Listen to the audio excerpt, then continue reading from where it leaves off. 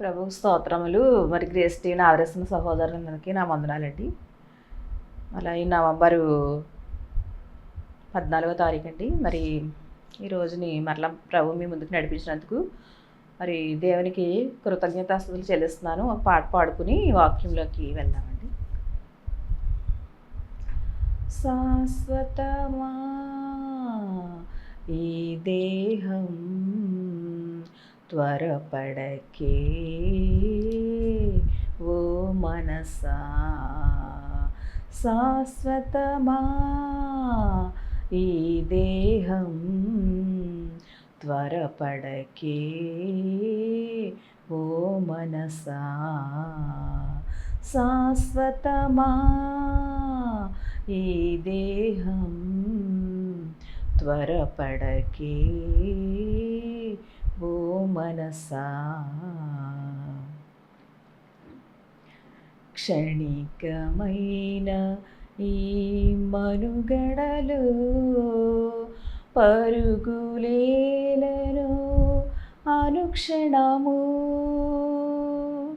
నీటిపైన చిరు బుడగవోలేనే, నీటిపైన చిరు బుడగవోలేనే,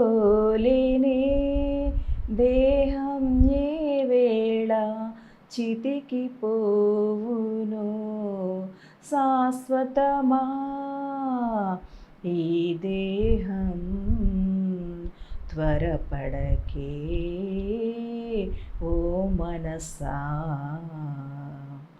ఈ లోకములో భోగములెన్నో అనుభవింపగా తనివి తీరునా, నీ తనువే రాలిపోయినా, నీ తనువే రాలిపోయినా,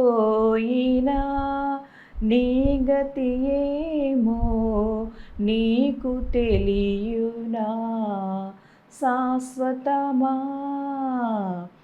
ఈ దేహం త్వరపడకే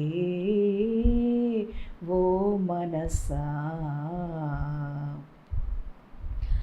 దేహవాంఛలను దూరము చేసి ఆ ప్రభు యేసుని చరణము కోరి నీతి మార్గమున నడచుకొందువో, నీతి మార్గమున నడచుకొందువో, చిరజీవమునే తరించేవు, శాశ్వతమా ఈ దేహం త్వరపడకే ఓ మనసా, శాశ్వతమా ఈ దేహం త్వరపడకే ఓ మనసా.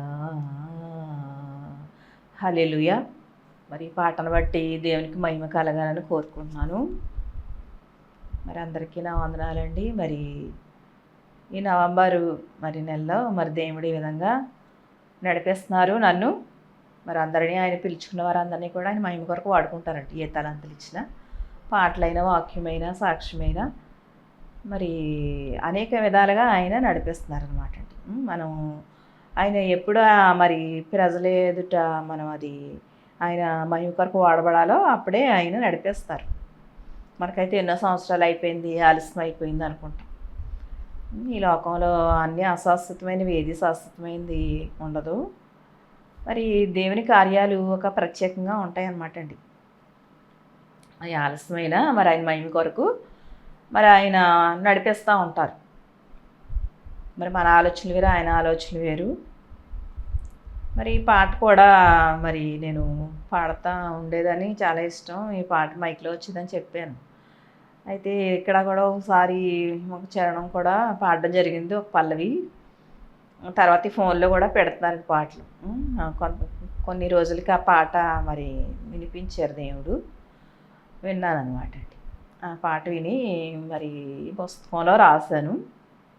మరి అది పాడాలి అని మరి దేవుడు ప్రేరేపణ కలిగించారు. మరి మరి ఈ నెలలో మరి ఈ 2025 నవంబరు 14వ తారీఖుని మరి పాట పాడడానికి గ్రేస్ టీవీ ద్వారా దేవుడు ఎంతో కృపనిచ్చారు నాకు.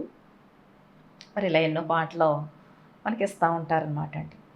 మనం ఆయనలో సంతోషించగలిగితే అది చిన్న తలాంత అయినా మరి ఆయన మరి మనల్ని ఇంకా హెచ్చిస్తూ ఉంటారనమాట అండి.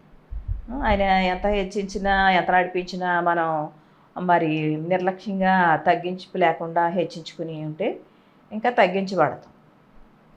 మనం తగ్గించుకున్నప్పుడు మనం ఆ చిన్న చిన్న తలాంతులు బట్టి మనం సంతోషించినప్పుడు మరి ఆయనే మనలో ఉండి మనల్ని నడిపిస్తూ ఉంటారు. మనల్ని చూసిన వారికి మన మాట విన్న వారికి ఎంతో సంతోషం మరి కలిగించగలుగుతాం, ధైర్యపరచగలుగుతాం. అదనమాట అండి. మనం ప్రభు బిడ్డలుగా చేర్చబడిన తర్వాత మరి మనము ఇతరులని ధైర్యపరచాలి, సంతోషపరచాలి, దుఃఖపరచకూడదు. దేవుని విషయాల్లో అసలే మనం అలా ఉండకూడదు. మరి దేవుని దుఃఖపెట్టినట్టే కదా. మరి నా బిడ్డలని దుఃఖపెట్టినా అవమానించినా నన్ను అవమానించినట్టు నన్ను దుఃఖపెట్టినట్టు అంటున్నారు. ఏ విషయాల్లోనూ కూడా మరి దేవుని కార్యాలకి అడ్డుగా మనం ఉండకూడదు. మరి దేవుడు మాటలను బట్టి మరి ఆయన ఇచ్చిన తలాంతులు బట్టి మరి ఆయన మనల్ని ఎలా నడిపిస్తే అలా నడవాలన్నమాట. మరి పాటను బట్టి ఎంతో నేను సంతోషిస్తున్నాను. మరి ఇది ఎప్పుడో పాటే కానీ మరి అది దేవుని మహిమ కొరకు మరి వాడబడతా ఉంటాయి అన్నమాట అండి. కొన్ని పాటలైనా సాక్ష్యాలైనా నూతనంగా ఉంటాయి ఎప్పుడు. మరి ఆయన కార్యాలనే మనం చూడాలి. ఇది ఎప్పుడో ఎన్నో సంవత్సరాలు అయింది, మరి వీళ్ళు ఎప్పుడో మనుషులు అని మనం అనుకోకూడదు అనమాట అండి. మరి దేవుల్లో మనం అందరం కూడా ఏ కార్యమైనా నూతనపరచబడుద్ది. పాట అయినా సాక్ష్యమైనా వాక్యమైనా అది ఒక క్రొత్తదనం దానికి దేవుడు ఇస్తారనమాట అండి. ఆ వ్యక్తులను బట్టి మరి ఆ ప్రదేశాలను బట్టి ఆ కార్యాలను బట్టి మనము ఆయన కార్యాలే చూడాలి. ఈ పాట ఎప్పుడో పాట, ఇది ఇప్పుడు పాట, ఇప్పుడు రాసిన కొత్త సాంగ్, ఇప్పుడు జరిగే విషయాలా అని మనం అనుకోకూడదు అనమాట. దేవునిలో మనం తగ్గించుకుని ఉన్నప్పుడు మన లోతైన అనుభవాల్లోకి నడిపించి మనకి ఎంతో బలాన్ని ఇస్తారు. మరి ఆయనలో బలంగా నడిపిస్తారనమాట.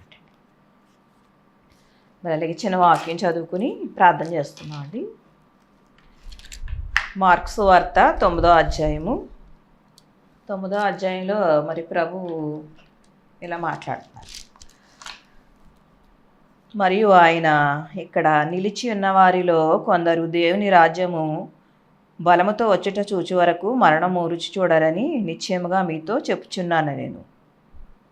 మరి ఆయన ఇలా అంటారు. మరి ఎక్కడ నిలిచిన్నవారు? కొంతమంది ప్రజలు మరి ఆయన శిష్యులు కూడా ఉన్నారు అక్కడ. మరి ఆయన రాజ్యం బలంతో వచ్చే వరకు మరణం రుచి చూడరంటున్నారు అన్నమాట అండి. ఎక్కడంటే అది భూమి మీద, ఈ భూమి మీద నిలిచిన వారిలో మరి ఎన్నో సంవత్సరాలే గడిచిపోయినాయి. ఇప్పటికే మరి ఎన్నో వేల సంవత్సరాలు అయిపోయినాయి. 2025 సంవత్సరం ఇది. ఆయన పుట్టి ఇన్ని సంవత్సరాలు అయిందన్నమాట. ఒక 2000 దగ్గర 2000 అవుతుంది. మరి ఆయన పట్ల ఈ మాటలు పలికారు ప్రభువు. మరి అయితే మరి ఎన్నో తరాలే వెళ్ళిపోయినాయి అనమాట అండి. మనిషి జీవితం కొంత సంవత్సరాలు కదా ఇప్పటి కాలంలో. మరి అప్పటి కాలంలో అయితే కొన్ని వందల సంవత్సరాలు బ్రతికారు. పాత నిబంధనలో మరి ఆయన శిష్యులు సేవకులైన కొంతమంది వ్యక్తులు బ్రతికారు. మరి అప్పటిది వేరది. మరి ఇప్పటి నుంచి క్రీస్తు శకం నుంచి అయితే మరి 100 సంవత్సరాలే వాయిషే. మరి ఇంకా తక్కువే జీవిస్తున్నారు అనుకోండి. మరి అయితే మరి ఎన్ని తరాలు వెళ్ళిపోయినాయండి? ఎన్నో తరాలు వెళ్ళిపోయినాయి. మరి ఆయన రాజ్యం మరి ఆయన రాకడ కొరకు మనం ఎదురు చూసేవారంగా ఉండాలి. ఎన్ని తరాలు వెళ్ళిపోయినా మరి నిలిచి ఉంటారంటే మరి మరణిస్తున్నారు. పుట్టేవారు పుడుతున్నారు, మరణించేవారు మరణిస్తున్నారు. మరి ఆ పుట్టిన వారిలో కొంతమంది నిలిచి ఉంటారనమాట అండి. ఆయన రాకడలో ఉంటారంటున్నారు కదా, చాలామంది ఉంటారు. మరి ఎత్తబడతారు, మరి వాళ్ళకి మహిమ శరీరాలు వస్తాయి అని. ముందు మృతులు లేస్తారు, తర్వాత ఏమో వీళ్ళ లెగుస్తారు. బ్రతుకున్న వారు కూడా మహిమగల శరీరాలతో మరి వెళ్తారు, పరలోకం ఉంది. మరి అలాగే ఆయన అంతకే నిలిచి ఉంటారు, మరణం రుచి చూడరు అంటున్నారు. ఈ భూమి మీద ఉన్నవాళ్ళు అనమాట అండి. ఉంటారు, చాలామంది ఉంటారు. మరి అందరూ నన్ను చూస్తారని వాక్యంలో ఉంది కదండి. అదే అందరూ నన్ను చూస్తారు అని మాట్లాడారు ప్రభు. మరి అలాగే అందరూ ఉంటారు చాలామంది మరణం రుచి చూడరు. ఇక్కడ నిలిచి ఉన్నవారంటే మరి ఆయనతో ఉన్న ఆ ప్రజలు శిష్యులు అంటలేదు ఆయన. ఇక్కడ భూమి మీద నిలిచి ఉన్నవారు, ఇక్కడ అంటే భూమి, ఈ లోకంలో ఇక్కడ అంటే కానీ మరి మనకి లోతైన అనుభవాలు ఆయన ఇస్తూ ఉంటారన్నమాట ఆలోచించినప్పుడు. ఇక్కడ నిలిచి ఉన్నవారంటే ఈ భూమి మీద నిలిచి ఉన్న వారిలో మరి నా మరణం రుచి చూడరు, చాలామంది మనని చూస్తారు ఆ దినాన్ని అంటున్నారు ప్రభు. మరి ఆ శరీరాలను విడిచినా చూస్తారనుకోండి, కానీ మరణం కూడా లేకుండా కొంతమంది చూస్తూ ఉంటారని తెలియపరుస్తున్నారు. అలాగే దేవుడు మరి ఇచ్చిన ప్రేరేపణ బట్టి నేను కూడా మాట్లాడుతున్నానండి. దేవుడు మరి తెలియపరుస్తూ ఉంటారు మరి ఆయన మహిమ కొరకు వాడుకున్నప్పుడు. అలాగే దేవుడు ఎన్నో విషయాలు తెలియపరుస్తారు. ఒక సేవకుల గురించి అయినా కూడా మరణాల గురించి తెలియపరుస్తూ ఉంటారన్నమాట అండి. మరి ఇలాగే ఈయన ఆయన పేరు ఏం పేరు జాన్సన్ గారు, విక్టోరియా జాన్సన్ గారు కూడా మరణించారు. ఆయన కూడా ముందుగానే చెప్పారు మరణం గురించి ప్రభు మాట్లాడారని. అయితే ఆయన మరణించక ముందు 2024లో అనుకుంటాండి మరి కళ కూడా నాకు చూపించారు దేవుడు. ఇక్కడ గ్రేస్ టీవీలో మెసేజ్ ఇచ్చిన తర్వాతే నేను ఇంకొక చోట ఉండేదాన్ని, అక్కడ శివాలయం ఒకటి ఉండేది, ఆ సమాధి అవన్నీ ఉండేలేండి అక్కడ. అయితే ఆ వీధిలో నుంచి వెళ్తుంటే ప్రభు ఆకాశంలో కనబడుతున్నారు నాకు. ఆయన మేఘాల మీద కూర్చున్నట్టు ఇలా చేతులు చాపుతున్నారు రమ్మని నన్ను పిలుస్తున్నారనమాట అండి. నాకు భయం వేసింది అనమాట అండి ఆయన చూస్తే ఏంటి ఇలా పిలుస్తున్నారు అని. మరి మరలా మట్టి అయిపోయినట్లుగా మరలా అందులో నుంచి ఒక దేవదూత లేసినట్టు తెల్లటి వస్త్రాలతో, శరీరం కూడా అలాగే తెల్లగానే ఉంది. దేవదూత నేను ఎప్పుడు చూడలేదులేండి, మరి ప్రభు అలా చూపించారు. మనం ఒక దూతలాగా ఒకవేళ మరణించిన ఈ లోకంలో మరలా ఆయన లేపుతారనమాట అండి. ఒక దూతలా మనల్ని బ్రతికిస్తారు దేవుడు. అంటే ఎవరి గురించి, నా గురించి అని కాదు పిలవడం అంటే మరణం అనమాట అండి, పిలవడం. మరి తర్వాత ఆయన జాన్సన్ గారు మరణించారు. మరి ఆయన గురించి ఎలా చూపించారేమో, ఆయన దేవుని సేవకులు కదా, ఆయన గురించి ఆయన కూడా చెప్పారు దేవుడు మాట్లాడారు అని. మరి తర్వాత ఆయన మరణించారనమాట అండి 2024లోనే మరి ఏ తారీఖు కానీ. మరి ఆ ప్రభు నవ్వుతా పిలుస్తున్నారు, చేతులు చాపి ఇలా చేయి చాపి రమ్మన్నట్టు పిలుస్తున్నారు. మరి మన గురించి మన మీదే రావండి ఎవరికైనా మరి ఇలాగా ప్రభు పిలుపు వస్తే మన మీద చూపిస్తూ ఉంటారనమాట. వాళ్ళు పురుషులైనా అవ్వచ్చు, స్త్రీలకి చూపిస్తారు, పురుషులకి చూపిస్తారు. పురుషులకి స్త్రీల గురించి చూపిస్తారు, స్త్రీలకి ఏమో పురుషుల గురించి చూపిస్తారు అనమాట. అంటే ఆయనకి అందరూ సమానమే కదా. మరి స్త్రీ అని పురుషుడు అని భేదం లేదు, క్రీస్తులో అందరూ కూడా సమానమని అపోస్తలుడు పౌలు కూడా మాట్లాడుతున్నారు. తర్వాత నేను అనుకున్నాను అనమాట అండి, ఈ ఛానల్కి ఆయన గురించి ఇలా చూపించారేమో అని. ఆయన వాక్యాలు కూడా యూట్యూబ్లో పెట్టారు. తర్వాత అన్నీ విన్నారండి, కొన్ని వింటున్నాను. మరి ఆయన కూడా గొప్ప సేవకులు. ఆయన కూడా ఇలా 2022లో మరి ఈ అక్కడ మీటింగ్ పెట్టారండి, ఎన్టీఆర్ పార్క్ దగ్గరే షాదీఖానాల్లో పెట్టారు నైట్. ఇలాగే అప్పుడు చికెన్ బిర్యానీ కూడా భోజనం పెట్టారు అందరికీ. అప్పుడు చూడడమే, ఆయన వెళ్ళాను, అప్పుడు వాకింగ్ చెప్పారనమాట. అయితే మరి ఆయన కూడా దేవునికి మరి మనం ఇష్టలుగా ఉన్నప్పుడు ఆయన తెలియపరుస్తూ ఉంటారనమాట అండి. మరణం గురించి ఆయన ముందుగానే తెలుసు. తర్వాత మరి ఈయన మరణించారు కదా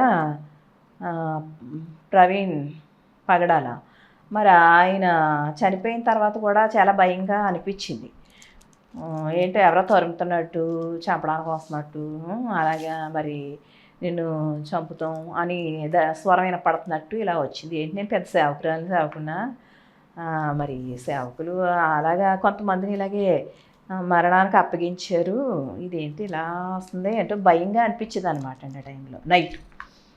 మరి ఆయన ఇక్కడ వీళ్ళు చనిపోయారు, నేను కూడా చంపుతాము అన్నట్టు ఎవరో స్వరం వినపడుతున్నట్టు, ఎంతోమంది అక్కడ ఉన్నట్టు ఇలాగా.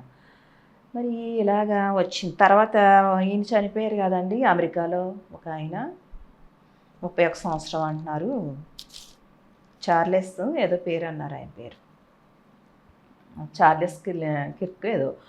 ఆయన మరణించారు కదా, మరణించారు. ఒకవేళ ఆయన గురించి ఇలాగా భయం అనిపించింది, స్వరం అనిపించారా దేవుడు అని ఆయన మరణించిన తర్వాత తెలిసిందనమాట అండి.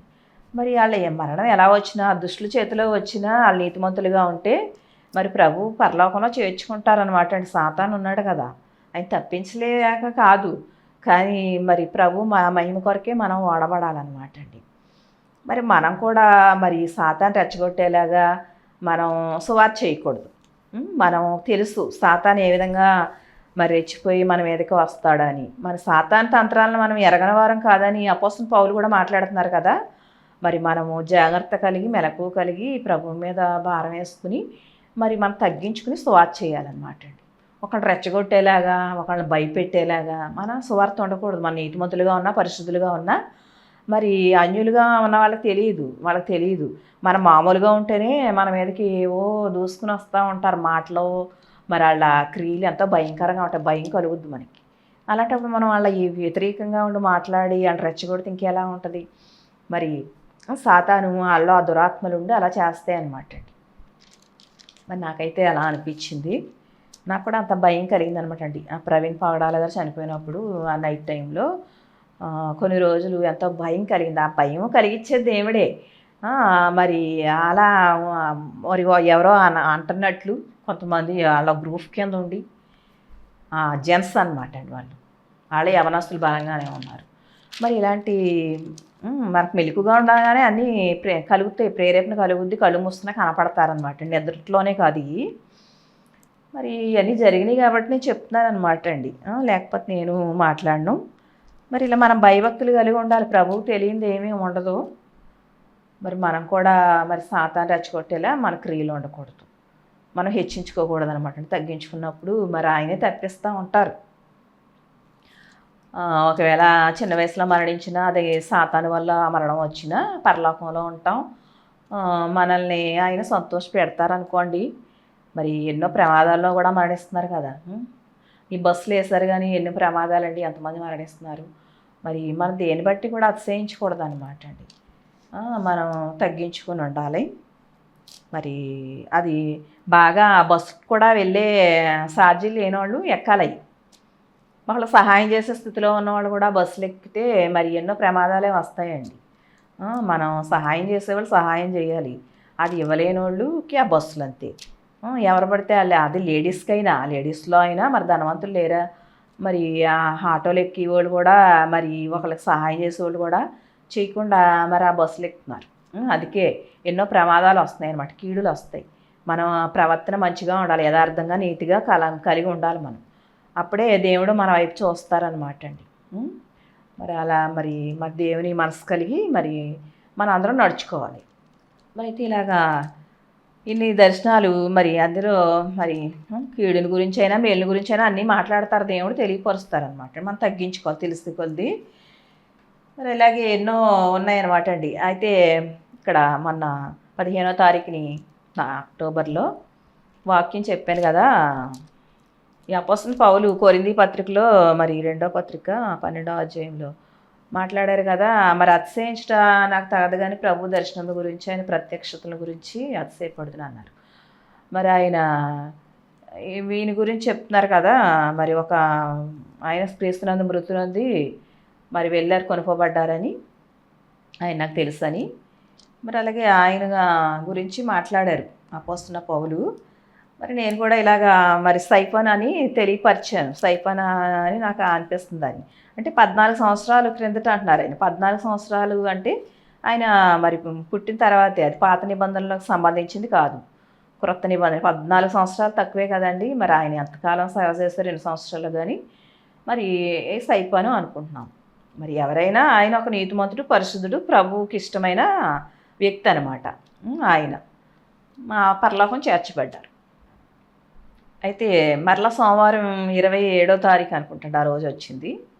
బుధవారం చెప్పాను. మరి స్వరం ఇలా నేను పనులు చేసుకుంటా కూర్చున్నప్పుడే వినిపిస్తున్నారు. ఆ వ్యక్తి దావీదు అని ఒకళ్ళు ఇలా స్వరం వినపడుతుంది. తర్వాత ఏమో యజ్రా అంటున్నారు, యజ్రా అని వినిపించింది. తర్వాత సంసోన్ అంటున్నారు. ముగ్గురు వినిపించారండి. ఆ వ్యక్తి, వెళ్ళిన వ్యక్తి, కొనుక్కోబడిన వ్యక్తి గురించి మాట్లాడుతున్నట్టు వచ్చింది. ఇవన్నీ పాత నిబంధనలోయే. మరి దావీదేమో ఈ రాజుల గ్రంథంలో సమూయేలు గ్రంథంలో మరి ఈ దావీదు గురించి ఉంది కదా. మరి అలాగే రా ఇంకా ఏ గ్రంథంలో, ఎజ్రా గ్రంథంలో ఎజ్రా గురించి కూడా ఉంది. అతను ఒక యాజకుడు, సేవకుడు ఆయనను. మరి న్యాయాధిపతుల్లో ఈ సంసోను గురించి ఉంటుంది. వీళ్ళు దేవుని చేత ఏర్పరచబడిన వారే, దేవునికి ఇష్టమైన వ్యక్తులే. కొన్ని అపరాధాలు చేసినా మరల వారు క్షమాపణ పొందుకున్నారు ఆ పాపాలను విడిచి. అయితే మరి ఇలాగ వినిపించారనమాట అండి. మరి పాత నిబంధనకి మరి అపోస్తలుడు పౌలు చెప్పిన దానికి ఎక్కడా కూడా మరి ఏమీ లేదు, పోలికలు లేవన్నమాట అండి. పాత నిబంధనలో గురించి చెప్పలేదు ఆయన. క్రొత్త నిబంధనలో వ్యక్తుల గురించే మాట్లాడారు. పాత నిబంధనలో సేవకుల గురించి ఆయన ఎన్నో పత్రికలు తెలియపరిచారు, కానీ ఇది మాత్రం క్రొత్త నిబంధనకు సంబంధించింది అనమాట అండి. మరి అయితే నేను ఇక్కడ వాక్యం చెప్పి వెళ్ళగానే స్వరం వినిపించారు, మీరు చెప్పింది కరెక్టే అని ఒకళ్ళు మాట్లాడినట్టుగా వినిపించారు, ఈ సైఫను అని. మరి దేవుని బట్టే మనం తెలుసుకోగలగాలన్నమాట అండి. అయితే మరి ఇలాగా దేవుడు మాట్లాడుతూ మన విశ్వాసంలో బలపరుస్తున్నారండి. మనం ఏదో గొప్పవడం అని కాదు, మనం ఆయనకి ఇష్టలుగా ఉన్నప్పుడు, మనం నీతిమంతులుగా పరిశుద్ధులుగా ఆయన కొరకు వాడబడుతున్నప్పుడు మరి అనేక విషయాలు మనకు తెలియపరుస్తారు దేవుడు. మరి ఇలాగే మరి శరీరంతో కొనుక్కోబడిన, శరీరం లేక కొనుక్కోబడినా తెలియదు, కానీ ఆయన వెళ్ళారు అని చెప్తున్నారు పరలోకం, మూడవ ఆకాశానికి. మరి అలాగే ఇక్కడ కూడా మరి మార్క్స్ వార్తలోనే 9వ అధ్యాయం 2వ వచనంలో ఇక్కడ ప్రభు రూపాంతరం పొందారు కదండి. 6 దినములైన తర్వాత యేసు పేతురును, యాకోబును, యోహాను మాత్రం వెంటబెట్టుకొని ఎత్తైన యొక్క కొండ మీదకి ఏకాంతముగా వారిని తోడుకొని పోయి వారి ఎదుట రూపాంతరము పొందెను. అంతలో మరి ఆయన వస్త్రములు ప్రకాశమానమైనవి మిగుల తెల్లనివియు ఆయన. లోకమందు ఏ సాకలియును అంత తెల్లగా మరి సలువ చేయలేడు. మరియు మోషేయు ఏలియాయు వారికి కనబడి యేసుతో మాట్లాడుచుండిరి. అప్పుడు పేతురు, బోధకుడా, మనమిక్కడ ఉండుట మంచిది. మేము నీకు ఒకటియు, మోషేకు ఒకటియు, ఏలియాకు ఒకటియు 3 పర్ణశాలలు కట్టుదుమని చెప్పాను. వారు మిగుల భయపడిరి గనుక తాను చెప్పవలసినదేమో అతనికి తెలియలేదు. మేఘం ఒకటి వచ్చి వారిని కమ్మగా, ఈయన నా ప్రియకుమారుడు, ఈయన మాట వినుడని ఒక శబ్దము ఆ మేఘములో నుండి పుట్టెను. వెంటనే వారు చుట్టూ చూచినప్పుడు తమ యొద్దనున్న యేసు తప్ప మరి ఎవరునూ వారికి కనబడలేదు. మరి ప్రభువు రూపాంతరం పొందినప్పుడు మరి మోషే, ఎలియాలు వచ్చారు. మరి మోషే అయితే మరి మరణించి ఆయన సమాధి చేయబడ్డారు. ఆయన సమాధి చేసిన గ్రామం రాశారు, ప్రదేశం రాశారు, కానీ ఆయన ఎక్కడ, ఏ ప్రదేశం, ఏ స్థలంలో సమాధి చేయబడ్డారు అనేది ఎవరికీ తెలియదు అనమాట అండి. అది రహస్యంగా ఉంది. మరి ఏలియా అయితే అగ్నిరథం మీద కొనుక్కోబడ్డాడు. రాజుల గ్రంథం 2వ గ్రంథంలో 2వ అధ్యాయంలో ఉంది కదండి, ఆయన మరణించడం. అదే అగ్నిరథం మీద కొనుక్కోబడ్డారు. మరి అయితే ఇద్దరు వచ్చారు, ఈయన శరీరంతో వెళ్ళారు, ఆయన ఏమో మరణించే వెళ్ళారు మోషే. కానీ ఇద్దరు కనపడుతున్నారు వీళ్ళకి, పేతురుకి, శిష్యులకి. మరి అయితే మరి ఆ మహిమ శరీరం వచ్చిందనమాట అండి ఎవరికి, మోషేకి. ఏలియా కూడా మరి ఆ శరీరంతోనే ఎలా ఉంటారు, ఈ శరీరం కాదు, అది మహిమ శరీరం ఆయన కూడా పొందుకున్నారు. ఆయనేమో అగ్నిరథం మీద వెళ్ళి పరలోకంలో ఆ మహిమ శరీరం పొందుకున్నారు. ఈయన ఆత్మగా వెళ్ళి ఈయన మహిమ శరీరం పొందుకున్నారు. అందుకే కనబడుతున్నారు వాళ్ళు. మరి ఆ పొందుకోవడానికి అర్హత కలిగిన వాళ్ళకే వస్తాయి ఎప్పుడైనా. మరి ప్రభు ఇక్కడే మహిమగల శరీరం పొందారు. మరి మహిమగల శరీరాన్ని పరలోకంలో విడిచి ఈ లోకంలో మానవునిగా పుట్టారు. మరి మరలా ఇక్కడే మహిమగల శరీరం పొంది 40 దినాలు అందరికీ కనిపించారు, మాట్లాడారు, మరలా ఆయన వెళ్ళారు. మరి ఆయన దైవ కుమారుడు కాబట్టి ఆయనకు ఆ శక్తి ఉందన్నమాట అండి. ఆయన ముట్టుకున్నారు, పట్టుకున్నారు, అన్నీ చేశారు. ఆయన మనిషిలాగే కనపడ్డారు. మరి ఆయన ఎంతో మరి శక్తిమంతుడు, బలవంతుడు. మరి ఆయన దైవ కుమారుడు కాబట్టి ఆ కృపను పొందుకున్నారు, మనకుండదు అది. మరి వాళ్ళైతే మహిమ శరీరాలు పొందుకున్నారు కాబట్టి కనిపించారనమాట అండి. మరి ఏలియా కూడా అక్కడ మహిమ శరీరం పొందుకుని ఉన్నారు. ఆ మహిమ శరీరం లేనిదే మరి రాలేరు కదండి. మరి ఈ శరీరాలతో మనం వెళ్ళలేము. ఇక్కడ వెళ్ళేవాళ్ళు కూడా మహిమ శరీరం పొందుకుని వెళ్తారు, కానీ ఆ శరీరంతో మనం వెళ్ళలేము అనమాట. మరి అందుకే మనం లోతైన అనుభవాలు దేవుడు మనకి ఇస్తూ ఉంటారనమాట అండి. మరి అందరికీ ఆ మహిమ శరీరం ఇస్తేనే మనం అక్కడ జీవించగలుగుతాం. ఎప్పుడు ఈ శరీరంతో అక్కడ జీవించలేమన్నమాట అండి. మరి ప్రభువు మరి ఆయన మహిమ శరీరంతో ఉన్నారు. ఆయనదేమైనా మట్టి దేహమా? కానీ ఆయన పోలికలో మనల్ని చేసి రాదామని చేసి ఆయన జీవాత్మను ఊదారనమాట అండి. అంతేగాని ఆయన మట్టి దేహం కలిగిన ఆయన కాదు. ఆయన మహిమా స్వరూపి కలిగిన ఆయన పోలికలు మనకిచ్చారనమాట. అందుకే మనం ఆయన పోలికల్లో మనం కనబడుతున్నాం. మరి లోతైన అనుభవాలు దేవుడు మనకి ఇలాగే మరి ఇచ్చి ముందుకు నడిపించాలని మరి నా గురించి కూడా అందరూ ప్రార్థన చేయండి. మరి దేవుని తలాంతులు కలిగిన వారిని మరి సాతాను కూడా ఎన్నో రకాలుగా శోధిస్తూ ఉంటాడు. ముందుకు నడవనివ్వడం అనమాట అండి, ఏదో ఒకటి పెట్టి మనకి అలాంటివి లేకుండా మరి ఆయన ఎప్పుడు వాడబడాలన్న ఆయనలో ముందుకు నడిచేలాగా మరి మీరు ప్రార్థన చేయమని కోరుకుంటున్నాను. మీ అందరి గురించి నేను ప్రార్థిస్తున్నాను. మరి ఎన్నో ఎక్కడ చూసినా ఎన్నో ప్రమాదాలే జరుగుతున్నాయి. మరి ఆ ప్రమాదాలు జరగకుండా మరి ఎక్కువగా మనం ప్రార్థనలు చేయాలన్నమాట అండి. అపవాది మరణానికి అప్పగించేది అపవాది అనమాట అండి, ప్రభువు కాదు. మరి అందుకే మనం భయభక్తులు కలిగి ఎక్కువ ప్రార్థన చేయాలి. నీతిమంతులు కూడా అప్పగిస్తున్నాడు మరణానికి. మరి ఇక్కడ మరణించిన మనం ప్రభు రాజ్యంలో ఉండే స్థితి మనం కలిగి ఉండాలన్నమాట అండి. మరి అలాంటి కృపలో మనం నడిపించబడదాం. మరి ఎవరిని ఆయన మరణానికి అప్పగించే దేవుడు కాదు. మరి ఆయన శిష్యులనే మరణానికి అప్పగించారంటే సాతాను, ఆ దురాత్మలు మరణానికి అప్పగించింది. కానీ వాళ్ళు ఆత్మని రక్షించుకున్నారు, అనేక మందిని రక్షించారు.